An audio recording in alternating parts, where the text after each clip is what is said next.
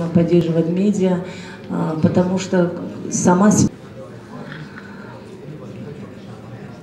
Скажем, к уровню рентабельности надо выходить через 2,5 года или через 3. Журналисты остались только одними, чтобы организация гражданского общества поддержали их. Или карда будем ва имроз мутмаин гаштем ки таъқиби суди рӯзноманигорон аз будан ё набудани тухмат ва таҳқиқ дар қонунгузории ҷумҳурӣ набудааст ва нест.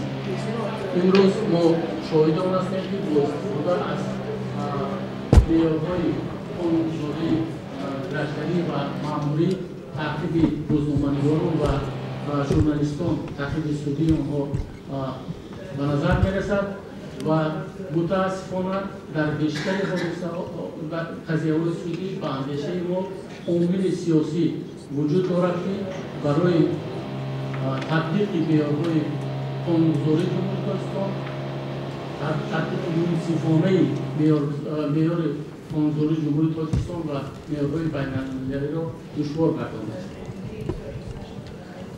چیزی دیگری که می‌خواستم تاکید کنم این مسئله عامل اقتصادی فعالیت واسطه اخبار عامه و مخصوصا واسطه اخبار عامه مستقل و شخصی است، زیرا وابسته از اون که در قانونگذاری جمهوری تاجیکستان در قانون نوی جمهوری تاجیکستان درباره اخبار عامه دستگیری دولتی پیش‌بینی شده است. متاسفانه نشریه‌های دولتی حکومتی از بودجه دولت مبلغ‌گذاری کرده میشوند، ولی دسترسی نشریه‌های خصوصی و جمعیتی برای این سرچشمه‌های مبلغ‌گذار محدود است و با اندیشه من کمک سازمان‌های بین‌المللی و دونورها سرپرستان نیز سال از سال خیلی کم شده است و اگر در سالهای بعد برای دستگیری نهادی اینستیتوسیونالی واسطه اخبار عامه برنامه‌ها عملی نگردد، از بین رفتن بیشتری واسطه اخبار عامه احتمال دارد. توجیکستان ما متاسفانه چنین معیارهای هم سندهای بین‌المللی و هم معیارهای قانون‌های ملی را به طور دیگر می‌فهمند. مثال نوترین که بازگوی همین دعوای ما است.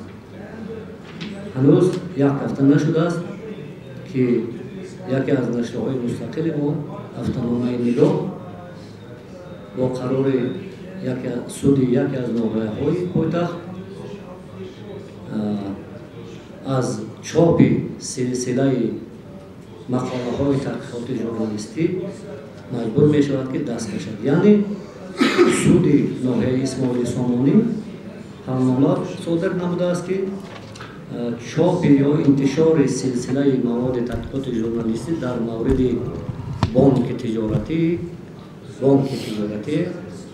در نگاه منع کرده شود که چنین قرار را راستی ما بار اول می‌بینیم. یعنی این از آن گواهی می‌دهد که فشارها یا محدودکنی‌ها به خاطر تأمین امنیت فعالیت شرکت‌های تجارتی و بانک‌های علاقه‌دار متأسفانه در تاجیکستان ما شروع شده است و من بسیار خوف دارم که این به عنعنه تبدیل نیابد.